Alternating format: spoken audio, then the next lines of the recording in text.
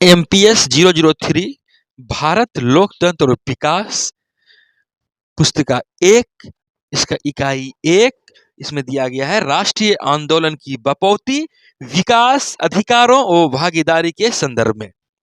सबसे पहले इसकी प्रस्तावना को हम लोग देखें तो इसमें जो बातें कही गई है वह यह है कि भारत वासियों की विकासात्मक अभिलाषाएं स्वतंत्रता आंदोलन के विभिन्न चरणों के माध्यम से स्वयं उभर कर आती है।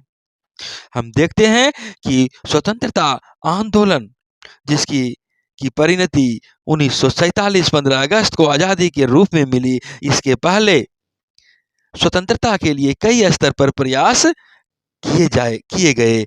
भारतवासियों ने अपने विकास के लिए, अपनी इच्छाओं के लिए, इसके लिए कुर्बानी भी दी और यह कई एक स्तर पर हिंसात्मक अहिंसात्मक कई तरीके से गुजरा, आपने देखा।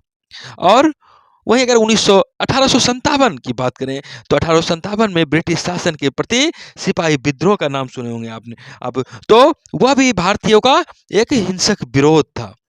वह विरोध सिर्फ सैनिकों का ही विरोध नहीं था, सिपाही का ही विरोध नहीं था, बल्कि उसके बाद देखते हैं कि जनजातीय लहरें भी वहां पर फिर हुई। जन कहने का मतलब कि जनजाति लोग भी उनका विरोध कर रहे थे और इन सबों का कहीं न कहीं लक्ष्य राजनीतिक था, राजनीतिक अधिकार पाना था। संपूर्ण रूप से यह राजनीतिक था, उनके अधिकारों पे कटौती की जा रही थी, उनका शोषण किया जा रहा था। वहीं यह देखते हैं कि कृषक संघर्ष भी बढ़ा और 19वीं सदी के अंत में शुरू हुआ था यह, और उसके बाद एक कृषक संघर्ष एक तरह से यह पूर्णतः आर्थिक संदर्भ के लिए हुए था। यहाँ पर आर्थिक शोषण हो रहा था और जो लगान की व्यवस्था, टैक्स की व्यवस्था थी, उस व्यवस्था के खिलाफ थे ये कृषक। ये कृषक विदेशी हुकूमत के साथ जो किसान औपनिवेशिक क्रियाविधि के प्रति हमेशा जागरूक नहीं रह सके और उन्होंने अपना गुस्सा जमींदारों पर और उसके जो बिचौलिए थे, जो मध्यस्थ थे, जो भूस्वामी थे, जो जमींदार थे, उसके ऊपर उतारे। साधारणतः आप अगर किसान की बात सोचते होंगे, कृषक की बात आते हैं तो आपको लगता है कि वह दब्बू प्रकृति के होते हैं और वे सिर्फ आज्ञा की बात मानते हैं, आज्ञा परायण जैसे होते हैं। लेकिन जब कृषक आंदोलन हुआ तब लोगों को लगा कि नहीं, कृषक भी अपने अधिकारों के लिए लड़ना जानते हैं। अब कृषक में कौन आते हैं? तो कृषक में जो शोषित वर्ग थे वे आते थे, काश्तकार आते, जो खेती करते, जो कृषि श्रमिक थे, जो खेत में काम करते, कारीगर थे, जो शिल्पकार थे, वे भी उनमें आते हैं। और कृषक आंदोलन आजादी के पहले जो कृषक आंदोलन हुआ उसमें प्रमुख आंदोलन के रूप में आप देख सकते हैं उत्तर प्रदेश में अवध में किसान आंदोलन हुआ था, गुजरात में खेरा आंदोलन हुआ था, मालाबार आंदोलन, केरल में किसानों का मोपिला आंदोलन, बिहार में चंपारण किसान आंदोलन और बंगाल में बहाबी, भैराबी, तिभागा आदि आंदोलन और मद्रास आंध्र प्रदेश में भी, अभी जो आंध्र प्रदेश उस समय तो मद्रास था, उस प्रांत में भी तेलंगाना आंदोलन के नाम से यह आंदोलन, कृषक का आंदोलन प्रसिद्ध रहा है। भारत के विकास के संदर्भ में कृषक आंदोलन की, कृषि की बातें यहाँ पर इसलिए जरूरी हो जाती है क्योंकि भारत गांव का देश है, भारत की आत्मा गांवों में बसती है और 70% लोग यहाँ किसान रहे हैं। ऐसे में किसान का जिक्र करना वाजिब हो जाता है, प्रासंगिक हो जाता है और यहाँ पर हम देखते हैं कि जो औपनिवेशिक ताकत थे वे अपनी सामंती आवश्यकता पूरा करने के लिए जमींदार के माध्यम से उनका शोषण करते थे। और यह शोषण कैसे होता था? तो लगान में वृद्धि कर दी जाती थी, जबरदस्त वृद्धि कर जाती, ज्यादा वृद्धि कर जाती थी। तो यहाँ पर कृषक कैसे देते उनको? और नजराना टैक्स लगता था, बलात् श्रम की बात सुने होंगे आप, जबरदस्ती श्रम करना पड़ेगा आपको, बंधुआ मजदूरी जैसी बातें आप सुने होंगे। यहाँ पर मानवाधिकार का भी उल्लंघन होता था, लेकिन बाढ़ सुखाड़ जैसी आपदा आती थी, इसके बावजूद उनका आर्थिक शोषण होता था, कृषक वर्ग को उसकी जमीन से बेदखल किया कर दिया जाता था। इतना इसके साथ साथ उसे शारीरिक यांत्रणा भी दी जाती थी और इस तरह वे कष्टभोगी एक सीमा तक रहे और उसके बाद शोषणकारी व्यवस्था जो बनती जा रही थी उसका अपने अपने तरीकों से उन लोगों ने विरोध भी किया। वर्तमान सरकार में भी आप देखते हैं जब कृषि बिल लेकर नए मसौदे के साथ सरकार आई तो कृषकों ने विरोध किया, किसानों ने विरोध किया। हालांकि हम यहाँ पर राष्ट्रीय आंदोलन के संदर्भ में किसान की स्थिति या कृषक की जो उसका शोषण हो रहा था, हम उस संदर्भ में यहाँ पर हम देखेंगे। हम देखते हैं कि 1857 की क्रांति के बाद 1858 में ब्रिटिश शासन का यहाँ पर शासन हो गया। ईस्ट इंडिया कंपनी का शासन था उसके पहले, लेकिन वहाँ पर जब विद्रोह हुआ तो उसके बाद यह शासन एक तरह से क्या हस्तांतरित कर दिया गया ब्रिटेन को। ब्रिटिश महारानी भारत की साम्राज्ञी हो गई। और 1857 के विद्रोह, भारतीय फौजों द्वारा जो सिपाही विद्रोह बगावत किया गया था, हालांकि यह अलग बात है, कुछ लोग इसे आज़ादी की पहली लड़ाई मानते हैं और कुछ लोग इसे आज़ादी की पहली लड़ाई नहीं मानते हैं, कुछ लोग इसे सिपाहियों का बगावत भी नहीं मानते। तो लेकिन यहाँ पर हम इस संदर्भ यह देखते हैं कि विद्रोह हुआ था और उसके बाद 1858 के बाद भारत ईस्ट इंडिया कंपनी से शासन ब्रिटेन की महारानी को चला जाता है। इसके बाद आप देखते हैं कि आंदोलन जो हुआ वो फिर संविधानवादी रणनीति चुनते हुए हुआ। भूमि मालिकों ने सरकारी लगान दावे घटाने की मांग करने हेतु अपने संगठन खुद बना लिए। यहाँ पर इसका संदर्भ यह देखें, संविधानवादी का तात्पर्य हुआ कि संविधान का शासन चलने लगा, उसके बाद एक नियमबद्ध तरीके से सब चीज होने लगा। और उसके बाद चूंकि अंग्रेजों ने एक विधि बनाकर शासन स्थापित करनी चाहिए, यहाँ पर उस एक्ट के माध्यम से तो लोगों ने इसका विरोध संस्थानिक तरीके से किया, संवैधानिक तरीके से किया। जो उन्हें जिस नियमबद्ध के तहत उसको रखा गया था उसी के अनुरूप यहाँ पर फिर उसका विरोध भी किया गया।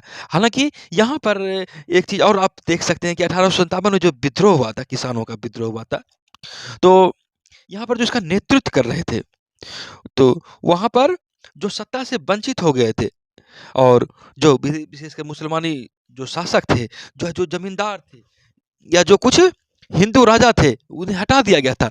तो उन लोगों ने इस आंदोलन को अपने हाथ में ले लिया था। और 1858 के बाद जो स्थिति हुई 57 के बाद कि अंग्रेज भी रहा और वहाँ पर देसी रियासत भी थी। आप जानते हैं कि यहाँ पर साम्राज्यिक श्रेष्ठता भी रही, लेकिन इस देसी रियासत के अंतर्गत हुआ यह कि कुछ हिस्सा उनके सीधे प्रशासनिक नियंत्रण में रहा और कुछ नहीं रहा। तो यहाँ पर अंग्रेज को चूंकि ये लाभ हुआ था कि उसे आंतरिक रूप से यहाँ डर नहीं था हमले का, लेकिन यहाँ पर एक बात और होती है कि लोगों पर नियंत्रण ज्यादा करा हो गया और दोनों तरफ से चूंकि आर्थिक बोझ भी उन देसी रियासतों को देना पड़ता था, तो इन सब का प्रभाव कहीं न कहीं जो निम्न तबके के थे, मजदूर थे, कृषक थे, उन पर पड़ना था। और हालांकि एक प्रभाव यह भी पड़ा कि कानून व्यवस्था का शासन स्थापित हो गया था और कानून व्यवस्था लिखित रूप में और विधि के तहत, जबकि उसके पहले 57 के पहले ज्यादातर विशेष करके जो मुस्लिम शासक थे वहां पर अशांति और सुरक्षा का हालात था। लेकिन जब अंग्रेज आए 1858 के बाद, तो एक तरह से यहाँ पर जो अशांति उसके पूर्व थी, यहाँ पर दूसरे तरह की अशांति हो गई फिर। और कभी-कभी आप सुनते हैं कि कुछ लोग कहते हैं कि अभी वर्तमान के शासन व्यवस्था से भी तुलना करके कि अंग्रेज का शासन व्यवस्था अच्छा था। प्रशासनिक व्यवस्था, प्रशासनिक मशीनरी को एकीकृत किया गया, केंद्र से शुरू होकर के प्रांत, उसके बाद जिलों तक आती थी। लेकिन हालांकि उसके पहले मुगल काल में ऐसी कोई व्यवस्था नहीं थी। वहां पर जिला प्रशासन इंचार्ज थे और वे निजी फायदे के लिए भी काम करते थे, लोगों की आज़ादी को दबाया जाता था। लेकिन यहाँ पर अंग्रेज के आने के बाद वो सीधा अपने उच्चस्थ के प्रति जवाबदेह रहने लगे। और यहाँ पर हम देखते हैं कि भारत जब खुला प्रतियोगिता विशेष करके होता है, तो फिर भारत आप देखते हैं कि भारतीय भी आईसीएस अफसर तक होने लगे थे, एक समान लोग भी जा सकते थे, लेकिन उसके पहले ऐसी स्थिति नहीं दिखती है। और कहा गया कि दादा भाई नौरोजी, एमजी रानाडे, आरसी दत्त जैसे राष्ट्रवादी नेता ने जो ब्रिटिश सरकार द्वारा, औपनिवेशिक सरकार द्वारा जो आर्थिक शोषण किया जा रहा था, इसकी आलोचना करनी शुरू कर दी थी। और वे मानते थे कि भारत में यदि गरीबी है जिसका कारण औपनिवेशिक शोषण है और किसी तरह इस दरिद्रता से मुक्ति पाने के लिए औपनिवेशिक शासन का ये लोग अंत करना आवश्यक समझते हैं। यहाँ पर थोड़ा सा यदि और समझ लें तो यहाँ पर हम समाज सुधारकों की स्थिति को देखते हैं। राजा राम मोहन राय जैसे समाज सुधारकों ने न केवल समाज को सुधारा, बल्कि इसका अंततः प्रभाव इसका राजनीतिक भी पड़ा और कालांतर में यह समाज को सुधारने के साथ-साथ देश की तरक्की, देश की विकास के लिए भी बौद्धिक, सामाजिक जीवन को भी काफ़ी हद तक अच्छे से प्रभावित किया। हम देखते हैं कि ब्रह्म समाज की स्थापना की गई थी और उसके बाद आप 1883 में राष्ट्रीय स्तर पर एक संगठन बनाया गया। 1876 में ही दरअसल उस समय के जो प्रभावशाली वक्ता नेता के रूप में थे सुरेंद्रनाथ बनर्जी, उन्होंने कलकत्ता में इंडियन एसोसिएशन स्थापित की थी और उसी इंडियन एसोसिएशन से बाद में कालांतर में प्रभावित होकर, उससे प्रेरित होकर और एयू ह्यूम भी थे, वे भी उनकी भी एक अलग भूमिका थी कि वे भी चाहते थे कि अपने तरह के कर्मचारियों की फौज तैयार करना, जिससे कि यहाँ की सामाजिक राजनीतिक व्यवस्था पर नियंत्रण पा सके। इसके लिए कई कारणों से 1885 में 28 दिसंबर को आप जानते हैं कि भारतीय राष्ट्रीय कांग्रेस का स्थापना हुआ था और ऐतिहासिक रूप से ये भारतीय राष्ट्रीय कांग्रेस ने अपनी संघर्ष, अपनी लड़ाई लड़ते 1947 में अंततः अपने नेतृत्व में भारत को आज़ादी दिलाई। यहाँ पर इनके साथ-साथ कई एक अन्य संस्थाएं भी थी जो उस समय वर्तमान में जो भारत में कुप्रथा चल रही थी, सामाजिक कुप्रथा कहें तो उसका वे लोग विरोध कर रहे थे और यहीं पर इसी संदर्भ में न्यायमूर्ति महादेव गोविंद रानाडे का भी नाम आता है, गोपाल कृष्ण गोखले का भी नाम आता है और गोपाल कृष्ण गोखले ने एक society servant of India society की स्थापना की। गोपाल कृष्ण गोखले कांग्रेस के नरम दल का नेतृत्व करते थे और महात्मा गांधी के राजनीतिक गुरु भी गोपाल कृष्ण गोखले ही कहलाते हैं और गोखले सुधारवादी न होकर राजनीति के माध्यम को ज्यादा तवज्जो देते थे, ज्यादा महत्व देते थे।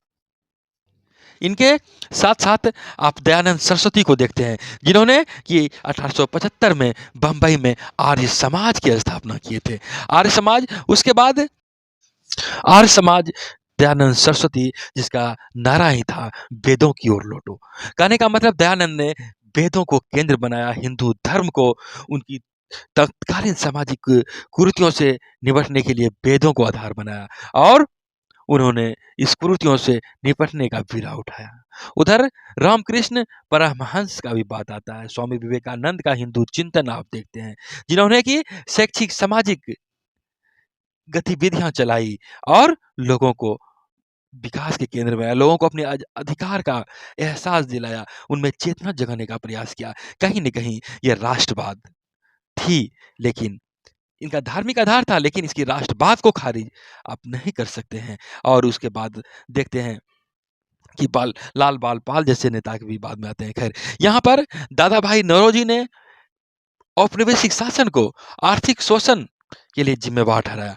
इसके बाद हम यह देखते हैं कि रानाडे ने सीधे तौर पर भारतीय अर्थव्यवस्था के शोषण का भी आरोप लगाया ब्रिटिश शासन पर और धीरे-धीरे सामाजिक सुधार की भावना जहां सत्ता से प्रेरित हुई, उससे उम्मीद जगी कि यह सुधार किया जाए, वही समाज सुधार की भावना कालांतर में समाजी आंदोलन के बाद राजनीतिक आंदोलन का रूप लिया और आप देखते हैं कि यह राजनीतिक आंदोलन अंततः देश को आज़ादी दिलाई और फिर बाद में हम लोग विकास के नए-नए दरवाजे खोलते हैं आज़ादी के बाद।